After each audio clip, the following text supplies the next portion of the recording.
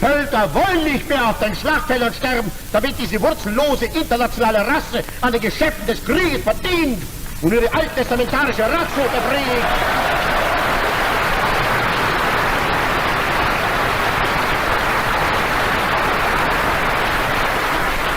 Über der jüdischen Parole, Proletarier aller Länder, vereinigt euch! Adolf Hitler has come to completely change the lives of Germans. Promises of prosperity seemed to materialize immediately after taking power in 1933. The nation rises from the ashes, or at least that is what Nazi propaganda shows. Sectors that supported the regime began to enjoy economic benefits, but someone has to pay for it. The persecution of different groups grows more and more. However, the main victim is the Jewish people. That illusion of a flourishing country serves to hide part of the enormous dictatorship that is consolidating at the head of Germany. Education is now a not-so-discreet camouflage for indoctrination. The fear of repression is the preferred tool for controlling those who oppose the Führer. Military rearmament is the ultimate goal. Hitler is preparing people for war, and the entire population is blindly following him. In this new military history video, we will walk through the German streets during the Third Reich to discover how people lived.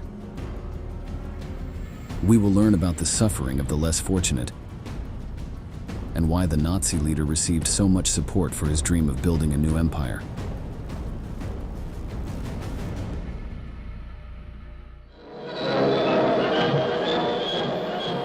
For most Germans, these were good years, a time of growing prosperity. Hitler's Nazis had promised national revival, and they boasted enormous popular support.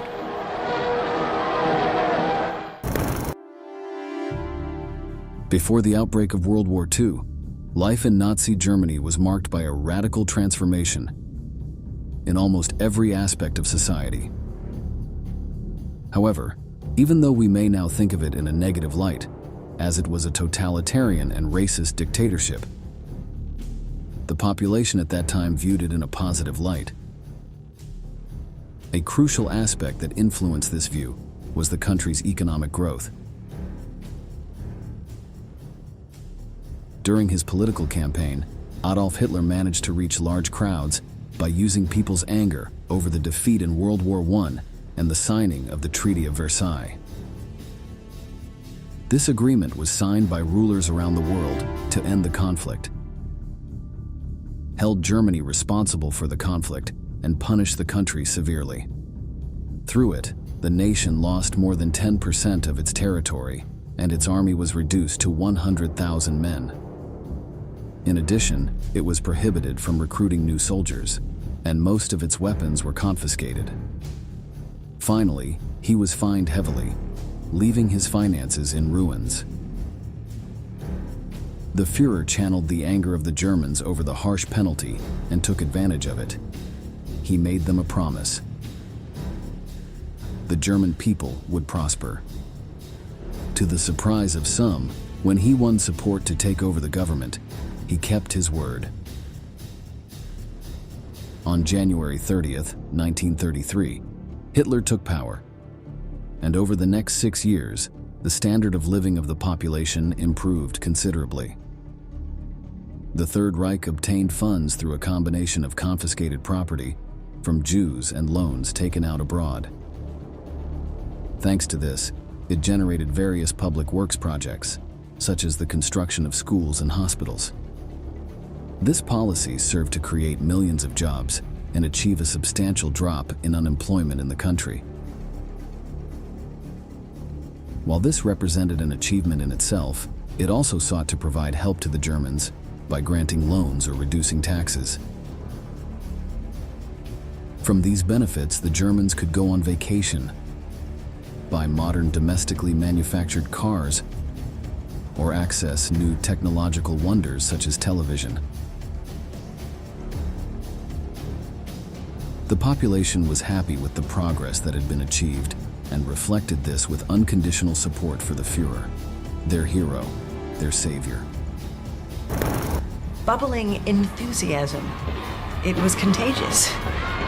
One woman turned to me, a perfect stranger, and said, "He is my mother and my father. He keeps me safe from all harm." Germany in these years was gripped in a cult of the Führer, the leader. The Nazis urged Germans to put their differences aside, to rally behind Hitler.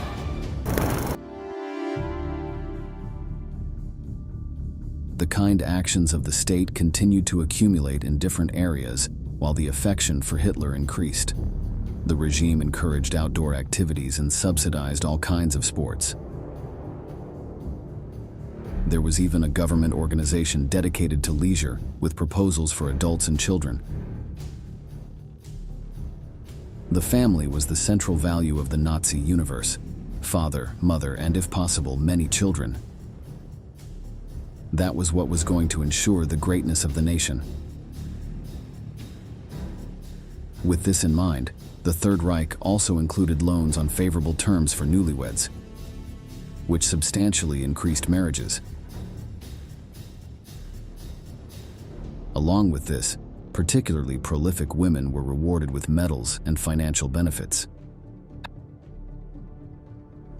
However, those who did not meet the standards of the supposed pure race that Nazism promoted suffered another fate. Diary, Berlin, December the 10th, 1935. The Genetic Health Act, or sterilization law, has been passed and envisages extensive examinations and tests for engaged couples before they get married. If things continue like this, we'll soon have a race of supermen.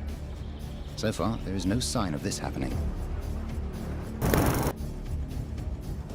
This regulation was key to the regime. Through the so-called Nuremberg laws, the first thing that was sought was to prohibit marriages between Aryans and Jews or any other person belonging to groups considered inferior. Following that, only German women considered pure were encouraged to reproduce en masse. Meanwhile, Hebrews, Gypsies, disabled women, or those belonging to other circles called undesirable, were subjected to forced sterilizations. This was part of a broad eugenics program implemented by the Third Reich, which sought to eliminate the transmission of certain genes within the population. The Nazis dreamed of being able to control the offspring that would dominate the world once they rebuilt the German Empire. But for that to happen, it was necessary for the Aryan race to unite in order to procreate quickly. A peculiarity about the incentives we talked about earlier was that of the awards. On August 12th of each year, coinciding with Hitler's mother's birthday, the Führer himself awarded the most prolific women the Cross of Honor. It was bronze for those who had more than 4 children, silver for those who had more than 6, and gold for those who had more than 8. Likewise, the 10th child of a pure German woman was sponsored by the Nazi leader and had to be named Adolf. Now, beyond the fact that many felt honored to contribute to their country, there were several other aspects that influenced the lives of the nation's mothers. Sterilizations were not the only way in which the government controlled female sexuality. The state promoted chastity before marriage and severely punished adultery, especially among non-Aryan groups of people. On the contrary, those women who met the parameters of racial purity were often taken to establishments where they were forced to have sex with an SS soldier to become pregnant and strengthen the people. The Third Reich exercised dictatorial control, But Germans who saw the economic benefits and were enthralled by Hitler's nationalist rhetoric turned a deaf ear to the suffering of minorities. During the early years, even people in neighboring countries such as Poland recognized the government's work and moved to Nazi soil. I come to Germany convinced that the overwhelming majority of the people don't find the political system of the Third Reich unjust or harmful. On the contrary, I'm convinced that many millions of people are profiting from Hitler's victory. Above all, unemployed people and everyone whose life is filled with national pride. I'm convinced that the system has indeed taken away certain moral values from people, but in its place has brought material advantages.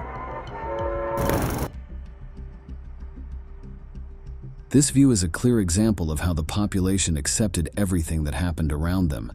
In line with the role that women occupied, the slogan that encapsulated the Nazi vision was Kinder, Küche, Kirche.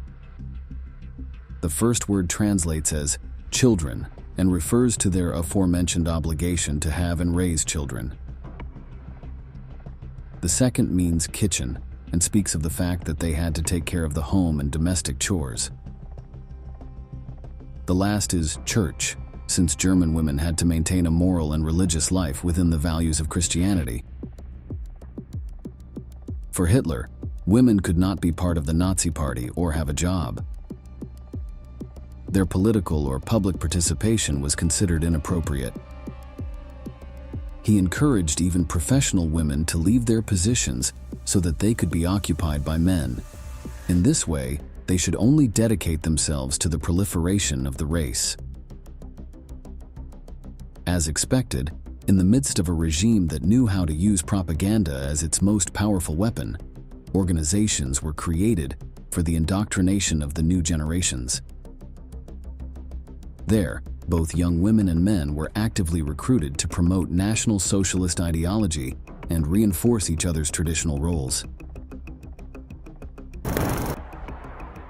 The Germans adore military show. In Nazi Germany, everyone has a uniform.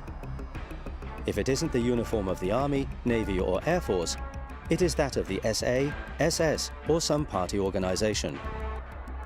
Even the little boys and girls have been strutting about in the uniform of the Hitler Youth or the Union of German Girls. In the case of the female groups, women were taught how to do household chores and the importance of being wives and mothers loyal to the regime. Nazi values were also instilled in young girls, and they were prepared for their future. Meanwhile, the Hitler Youth aimed at boys had another focus. This was a movement driven by the Führer's party, which sought to indoctrinate the next generations to perpetuate the 1,000-year Reich. That was the National Socialist vision, which thought of centuries and centuries of German domination worldwide. And to achieve this, it was necessary to place special emphasis on young people as the leaders of tomorrow. Given this, the teaching focused on militancy of ideals, physical training, racial concepts, and absolute obedience to Hitler. This movement was something more than just a German version of the Boy Scouts, and it soon became the entry of youth into a military life. The Nazi leader knew that his future soldiers were being trained there for the Great War he was about to lead. In 1936, this paramilitary organization became compulsory for all children between the ages of 10 and 18. However, it was not the only place where the regime's indoctrination took place. Schools also became centers where children were instilled with National Socialist values, even before opening a textbook. From the beginning, buildings already displayed signs with swastikas and portraits of Hitler, as well as the Nazi flag in the playground. Although some subjects, such as mathematics and physics, did not change much, others underwent dramatic changes. In biology classes, teachers focused on racial purity, contrasting the superiority of Aryan students with members of the Jewish community. Likewise, they told girls to be selective with their marriage partners, encouraging them to avoid interracial reproduction. Great importance was also placed on physical activity. In 1934, the Nazis brought back the 3-lesson-a-week drill program that had been eliminated under the previous government. In addition to improving the health of the children, the practice was designed to teach leadership skills and provide a soldier's mindset.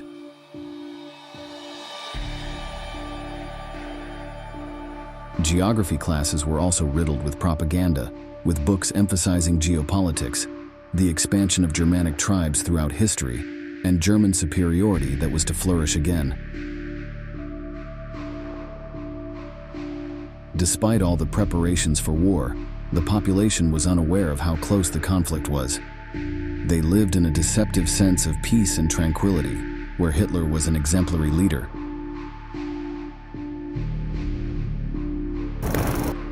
Yesterday, we followed the ceremonies on Bückerberg on the radio. Once again, Hitler spoke excellently. All over the world, war, strikes, unrest. Here, profound peace. The people know this, or they would not celebrate him so much.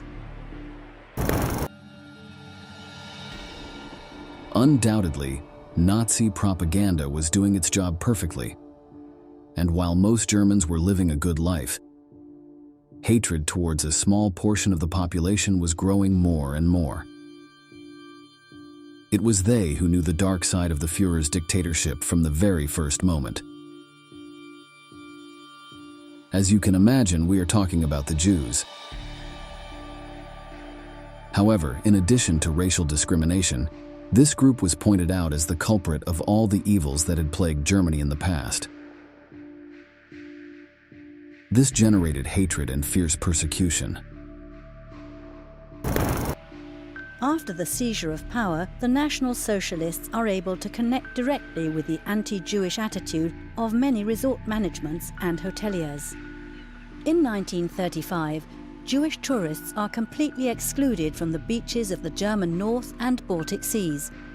A corresponding decree from the Reich Ministry of the Interior in July 1937 is thus superfluous.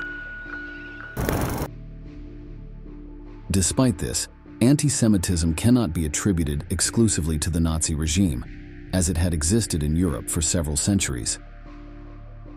The early Christian church described them as people who were unwilling to accept the word of God, who were agents of the devil and murderers of Jesus.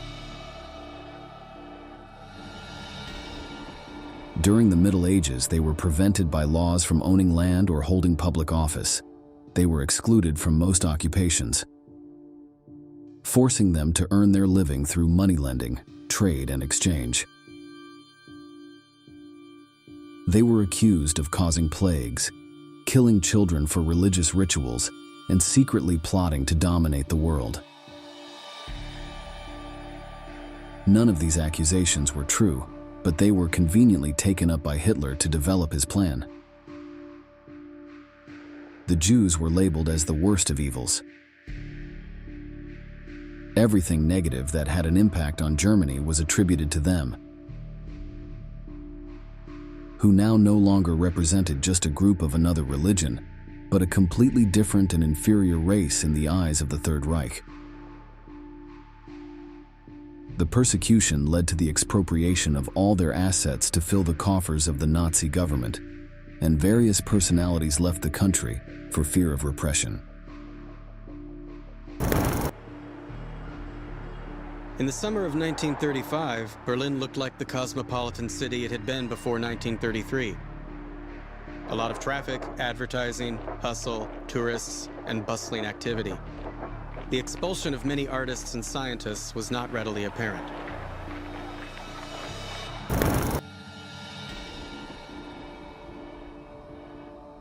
A ruthless enemy had been created that was being defeated by the powerful Führer.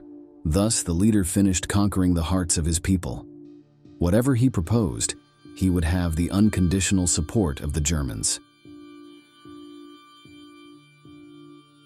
In this way, it was not difficult to carry out one of the greatest atrocities of humanity, the Jewish extermination known as the Holocaust.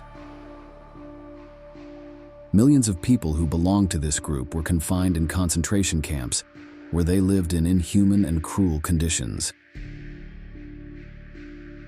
Those who did not die from this were sent to the gas chambers where they were murdered. There is no doubt that this was the darkest chapter of Nazi Germany, but the Jews were not the only ones persecuted by the regime. In fact, any opposition to the Third Reich was crushed. Democratic institutions were dismantled with Hitler's rise to power. Organizations like the Gestapo and the SS were key in monitoring, intimidating, imprisoning, and eliminating political dissidents, communists, trade unionists, and anyone who posed a threat to Nazi ideology.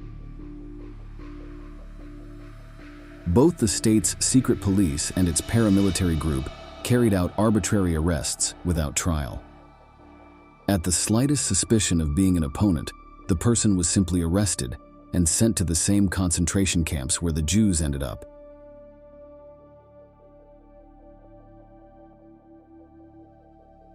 In this way, the Nazis quickly eliminated anyone who was against the policies of the Third Reich. And despite so much darkness, the streets of Germany continued to show the population enjoying an alternative reality. The year 1937 is the quietest of Hitler's 12-year reign. There are no foreign policy provocations, no new racist laws, no publicly staged pogroms. If one were to believe the footage shot by amateur filmmakers who come from the upper middle class, the people in Hitler's Reich enjoy their lives.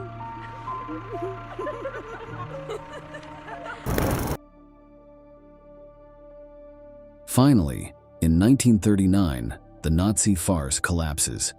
Adolf Hitler's true aspirations are revealed with the invasion of Poland. The military rearmament that had been taking place in the shadows has been a great success. The country's armed forces are powerful and are advancing rapidly with the Führer's expansion plan. The Second World War begins to take shape, and the German population that enjoyed privileges by simply looking the other way has now become involved in the largest conflict in humanity. The conflict will leave millions dead and the fall of the Third Reich. The Germans will once again be plunged into misery, with a country totally in ruins and controlled by the enemy. The rest is history.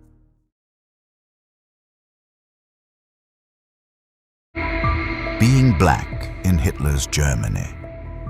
When people speak of the victims of Nazism, the focus usually falls on the Jewish people, the Roma, or political dissidents. But hidden in the shadows of history was a small community, almost invisible in the official narrative, the Afro-Germans. They were not millions, but they endured the barbarity of the Nazi machine firsthand.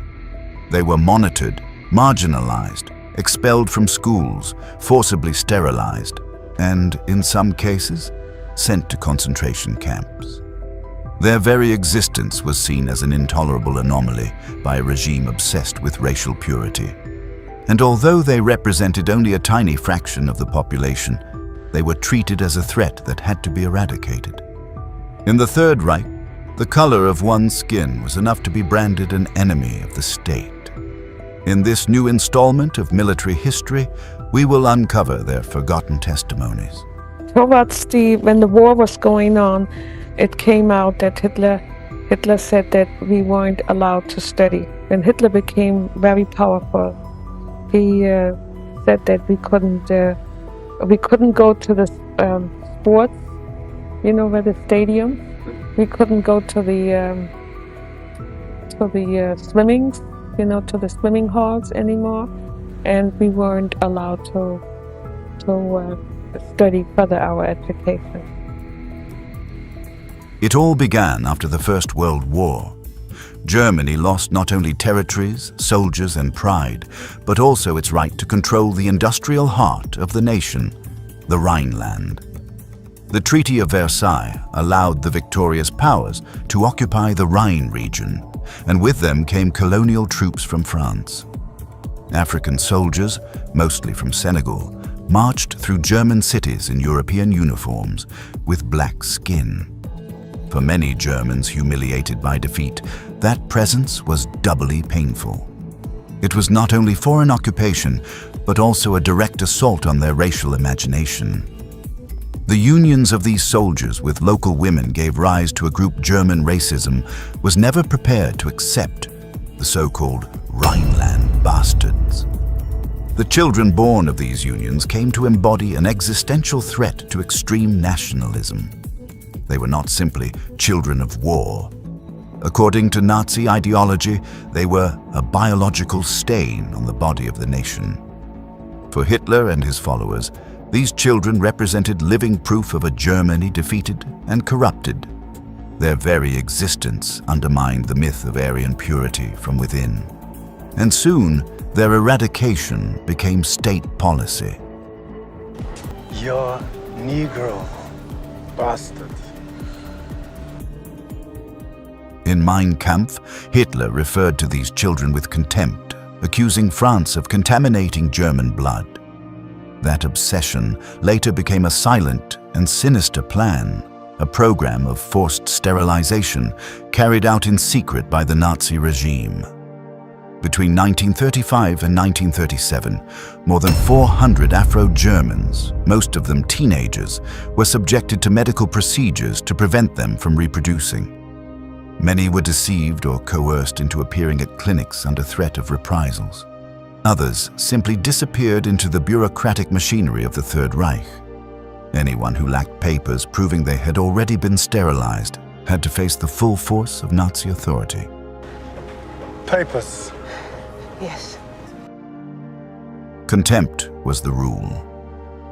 Despite countless cruel encounters, Afro-Germans were never publicly acknowledged as victims. This crime, buried in the pages of history, was a grim rehearsal for what would come later. The Nazi obsession with biology, blood, and eugenics was already in motion before the war began. And the Rhineland children were its first test.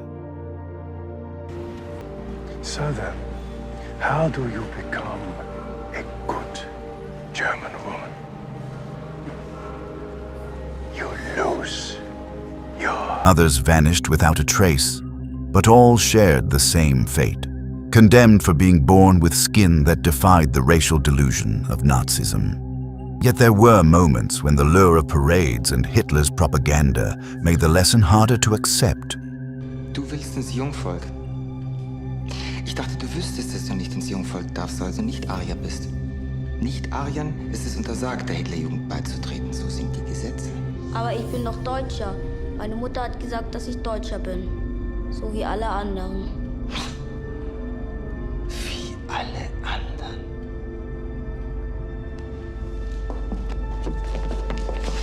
Schau dich doch einmal an. In 1930s, Hamburg, a dark-skinned boy, was captivated by the Hitler Youth. His name was Hans-Jürgen Massaquoi. He was the son of a Liberian diplomat and a German working-class nurse. His father had returned to Africa, and Hans grew up alone with his mother in a small apartment in a working-class neighborhood. He was, in every sense, a German child, except his skin told a different story. Like so many of his friends, he longed to be part of something greater. He watched his classmates march proudly in formation, wearing polished uniforms, beating drums, shouting slogans. What to others seemed the beginning of fanaticism, for Hans was the innocent dream of belonging. In his young eyes, the Hitler Youth was not a symbol of horror, but the club of those who fit in. At only 7 years old, he desperately wanted to join, but reality was brutal. Ich will für meinen Sohn die Mitgliedschaft beantragen. Hans-Jürgen will es unbedingt. Falls Sie es noch nicht gemerkt haben, Frau Beetz, weise ich Sie jetzt darauf hin, dass es für Ihren Sohn keinen Platz gibt. Walter, was heißt das? Wir werden diesen Jungen nicht dulden. Aber mein Sohn ist doch in Hamburg geboren. Ich bin seine Mutter. Sie kennen ihn doch sehr gut, Walter. Wir werden Kreaturen wie ihn nicht dulden. That moment marked his life. The boy who wanted to be like his friends realized his country did not see him as one of its own. Even though he spoke German, loved his neighborhood, and loved his nation, his skin condemned him to exclusion. Hans grew up under the Third Reich as a constant anomaly. He was not deported or sent to a camp, but he endured the humiliation of being monitored and marginalized. He was denied a full education. Doors were closed to him, and every day he was reminded that his existence was an error in the eyes of the dominant ideology. Oh ja, also dann habe ich ja dann bald herausgekriegt, dass mich die Nazis nicht wollten. Und das wurde mir dann ja immer mehr klar gemacht. Du gehörst nicht zu uns, wir wollen dich nicht. Für mich war das, wie gesagt, eine laufende Entwicklung. Es wurde immer schlimmer. Zuerst wurde mir die Hitlerjugend verweigert. Okay. Dann wurde mir gesagt, dass ich nicht auf die höhere Schule. Yet despite it all, he survived. Over time, Hans emigrated to the United States. There he served in the army, studied journalism, and became a respected editor at Ebony magazine, a key publication in African American culture. But his personal story was not forgotten. He told it decades later in a moving book, Destined to Witness. In its pages, he reconstructed his childhood under the Nazi regime, not from hatred, but from lucid memory. He showed how a child could long to belong to the very system that rejected him and even threatened him without hesitation.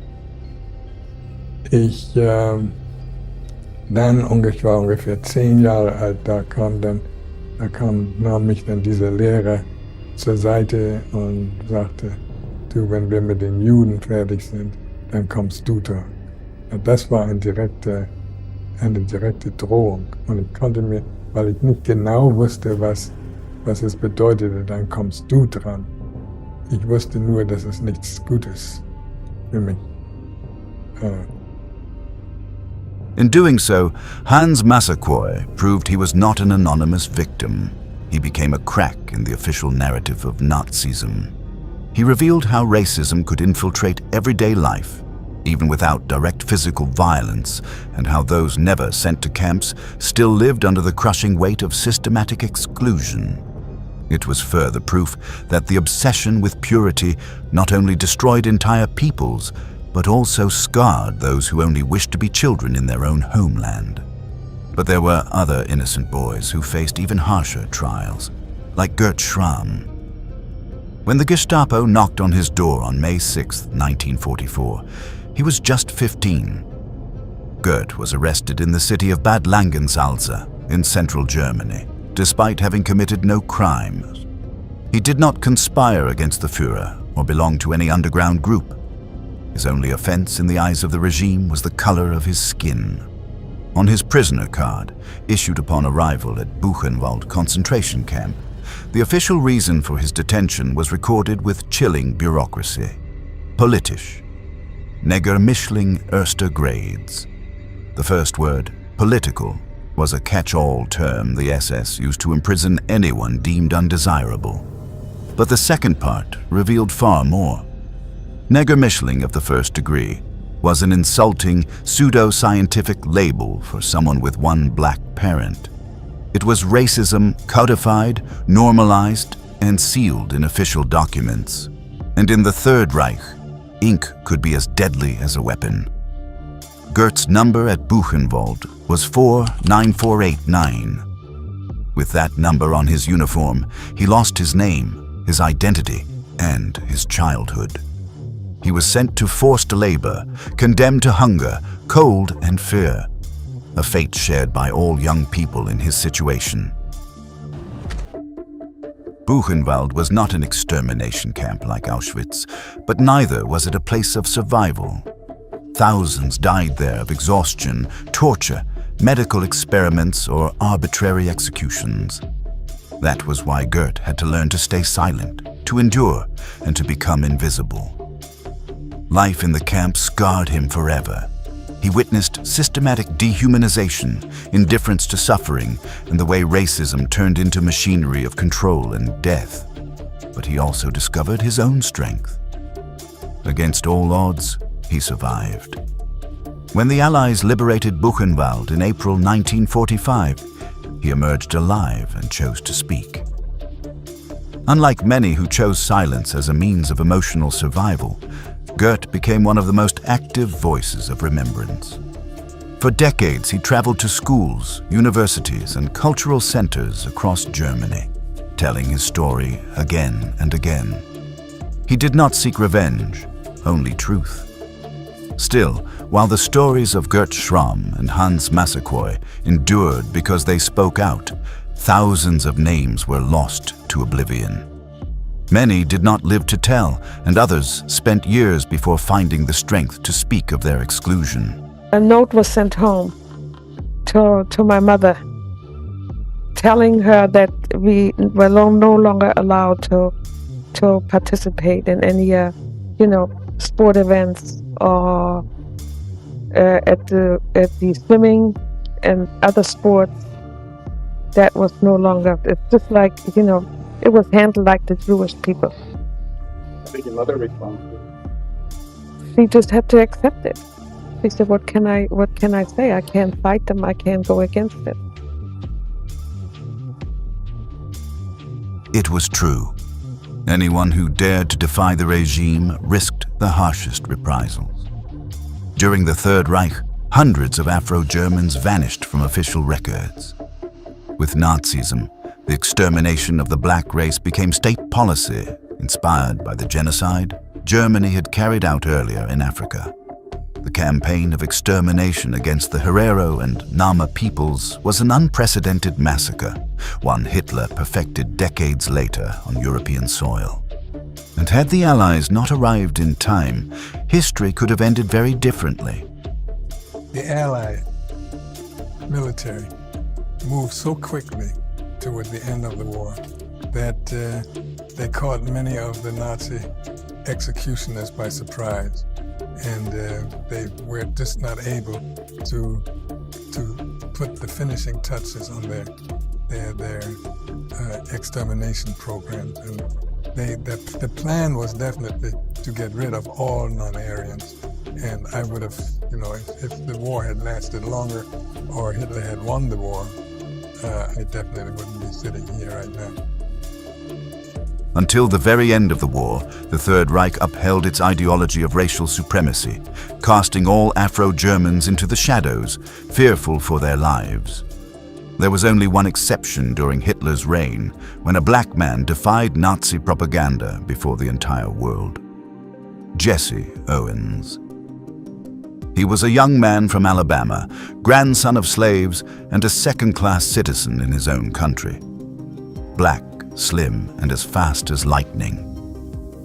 Wearing the colors of the United States, he silenced the crowd at Berlin's Olympic Stadium during the 1936 Games. According to Nazi logic, the strong, towering Aryan athletes were supposed to dominate the competition. But this young man shattered that myth in just a few turns to segregation. He was not welcomed at the White House. There was no parade, only fleeting glory, quickly erased by American racism. Although the young man from Alabama outran the lie of Aryan supremacy, discrimination sustained hatred until the very end of the Third Reich, as victims continued to accumulate until the war's close. Each Afro-German life scarred by Nazism shows how far an ideology built on contempt and racial hierarchy can go. Their stories, often silenced or pushed to the margins, remain uncomfortable but necessary reminders that racism was not only a tool of the Third Reich, but a pillar of its machinery of exclusion. They survived without belonging, resisted in the shadows, and today, thanks to their voices, we can recover a memory that must never forget those who, by their very existence, defied hatred with humanity. The roar of the Continental engine made the ground tremble before the tank even began to move. Inside, the air smelled of metal, oil, and fear. 5 men, a confined space, and a single mission: to carve a path with their tracks through a ruined Europe. The M4 Sherman was their home, their trench, and, many times, their grave. Outside, panzer cannons waited, hidden among forests and hills, with overwhelming firepower. 1 second too late to fire could mean burning alive. Days were measured in kilometers gained and sleepless nights, in the constant vibration underfoot and the hum of steel grinding against steel. This was armored warfare, a deadly dance between hunters and prey, where every order to advance could be the last. Every time we got into a tank, it was suicide in a sense that we could have been killed at any time, and we knew it. But at the same time, I think we all felt that we were still somewhat invincible. The interior of a Sherman was a closed, deafening universe. 5 men breathing the same overheated air, surrounded by ammunition and gasoline. Each had a precise role and almost no margin for error. The tank commander was the brain. He watched and gave orders. With his head outside the tank, he became everyone's eyes. With the hatch closed, he depended on periscopes that revealed little more than shadows and light. The gunner lived focused on the next target, his finger tense on the trigger. The loader worked like a machine, shell, breach, fire, again and again until his arms ached. The driver felt every vibration of the terrain, steering through craters and mud. Beside him, the radio operator maintained contact with other units and fired the hull-mounted machine gun. The noise was constant. Engines shouted orders, impacts, the whine of gears. Inside, temperatures climbed past 40 degrees Celsius. The air turned into a mix of smoke, gunpowder, and sweat. Sleep was a luxury. Rest came in shifts, sometimes with a helmet as a pillow, always with the radio on. No one spoke of fear, but everyone breathed it. Everybody was frightened, everybody was scared, but it got built into you. You know, this is what you were going to do. You were going to see it through, one way or another. What are you going to do? You're going to repel and try and just refuse to get back in? You just didn't do it. Every day you would just say, man, if I can just make it through today, I got it made. But that came up every day. Between battles, the tank remained both home and trench. In lagers, armored vehicles were arranged in a circle, engines off, but hatches open and rifles close at hand. At the center, trucks delivered fuel, canned food, and ammunition. Sleep came under the chassis or on the hull, backs pressed against steel still warm from the engine. Maintenance was sacred. Filters were cleaned, tracks inspected, parts oiled, bolts tightened. A minor failure could cost a life. Mental exhaustion was constant. The engine's hum lingered even in silence. Many said that when they closed their eyes, they still heard the tank's roar and the echo of gunfire. A day of rest meant washing one's face with rationed water and writing a letter home in the mud. In the end, the war was lived aboard the Sherman, moving or waiting, with death always just meters away.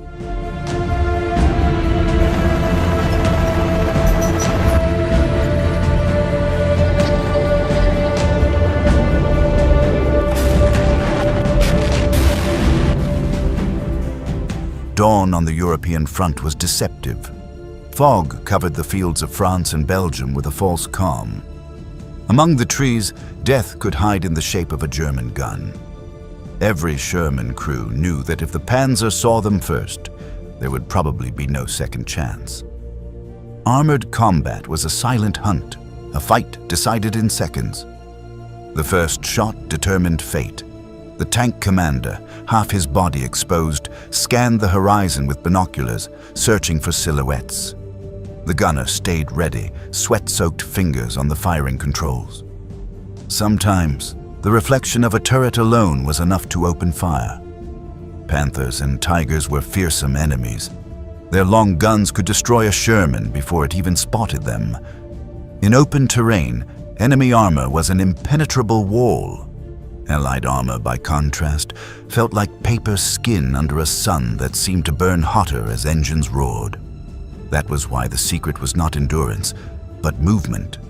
The Sherman survived thanks to mobility, appear, fire, disappear.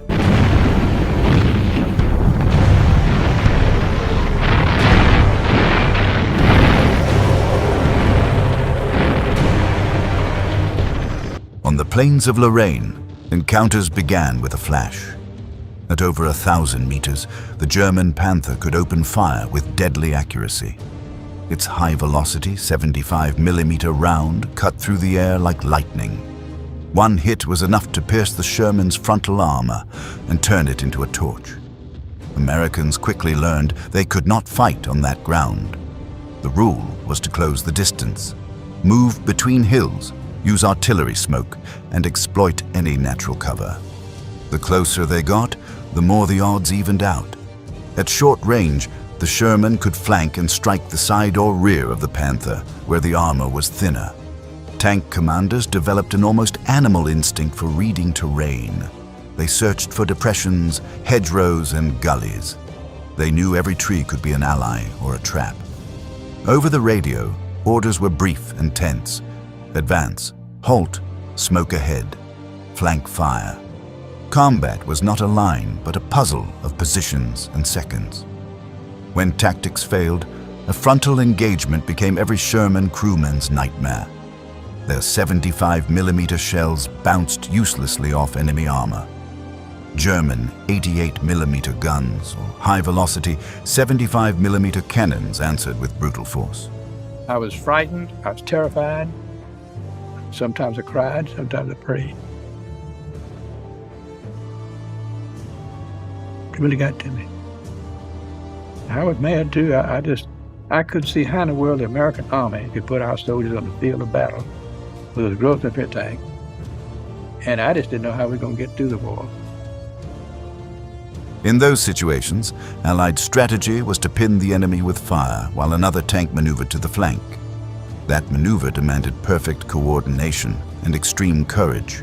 While one tank served as bait, the other had to find a flank without being exposed.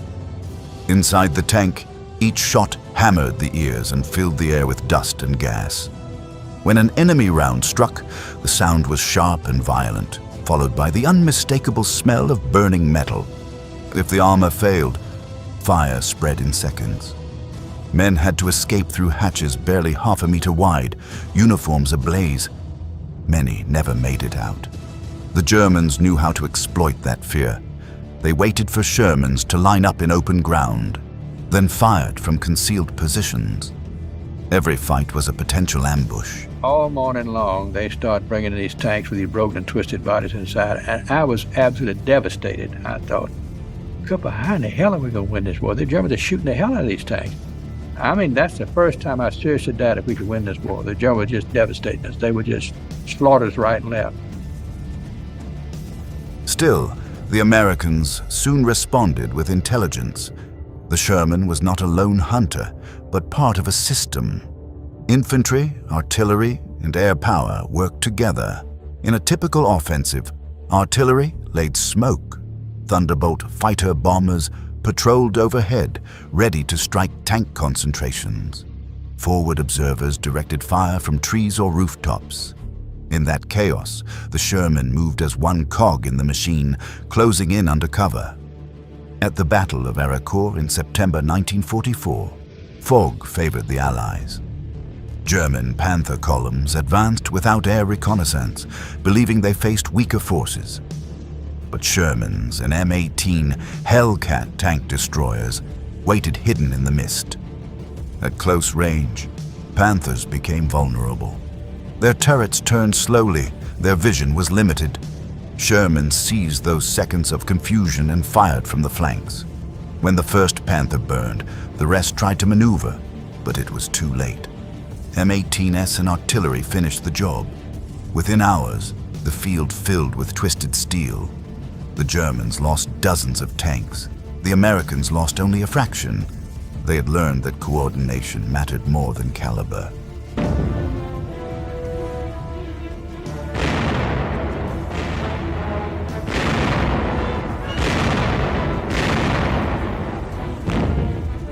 By direct fire, trained armored force gunners clear obstacles for their infantry teammates.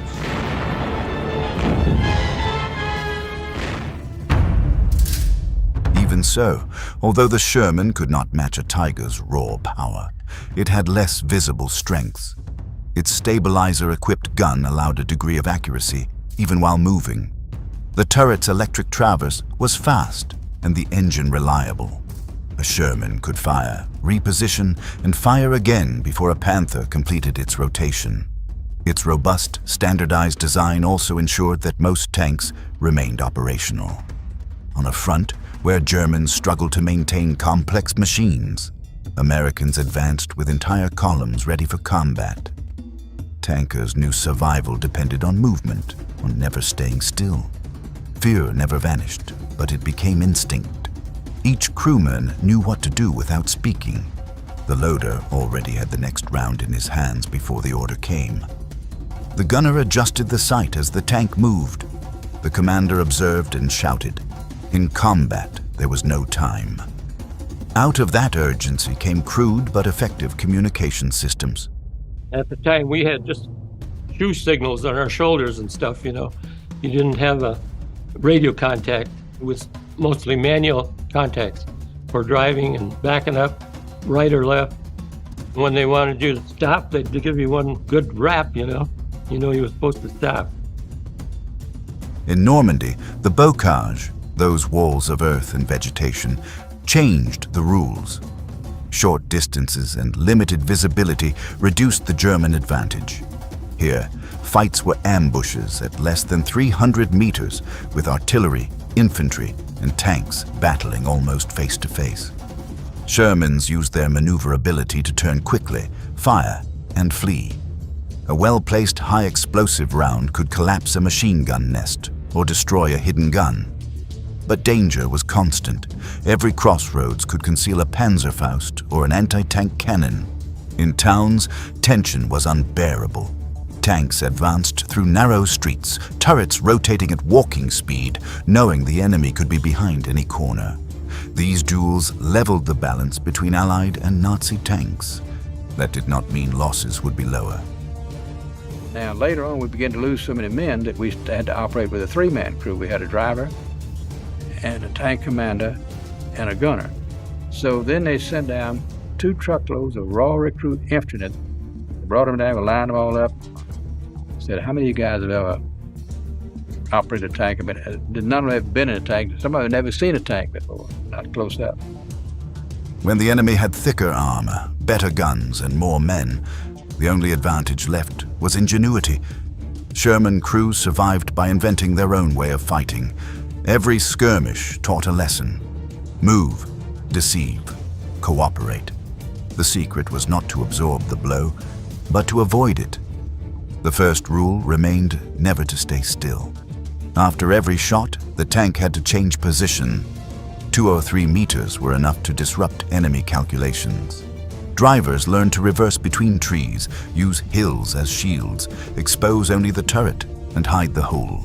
Smoke became their greatest ally, grenades thrown forward, artillery rounds covering a withdrawal. Amid artificial fog and noise, the Sherman vanished and reappeared like a ghost. The second lesson was teamwork. No tank survived alone. In each section, one drew fire while another sought the flank. With radio coordination, commanders spoke little and acted fast. It was a language of seconds. When communication failed, combat turned into chaos, and chaos usually claimed lives. To lose a tank and see his crew shot all to hell, and then get back in a tank and still fight it, lose that and lose another, and he kept going. We've had so many lost 3 and 4 and 5 tanks and still kept fighting. Those men were courageous.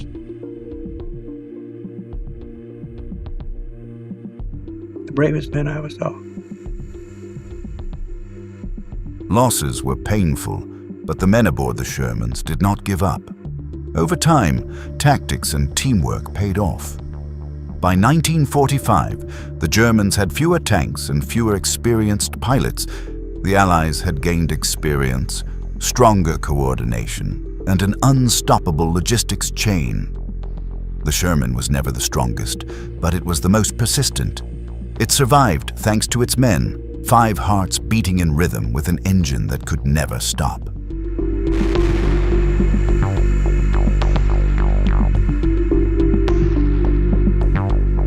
Resistance overcome. Our troops move ahead.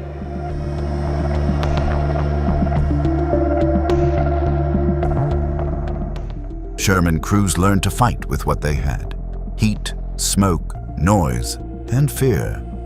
They were not heroes, but ordinary men trapped inside a steel box rolling through shattered towns and ruined fields. Their victory did not depend on armor thickness, but on the will to keep moving when everything seemed lost. From each battle, they emerged more worn, more silent, more skilled at surviving. War taught them that courage is not always attacking, but enduring the instant between seeing and being seen. When Europe returned to calm, few remembered their names, yet their path remained marked across forests, streets, and the burned remains of a continent. This brings us to the end. If you enjoyed this video, we invite you to join us in our next release as we continue discovering military history.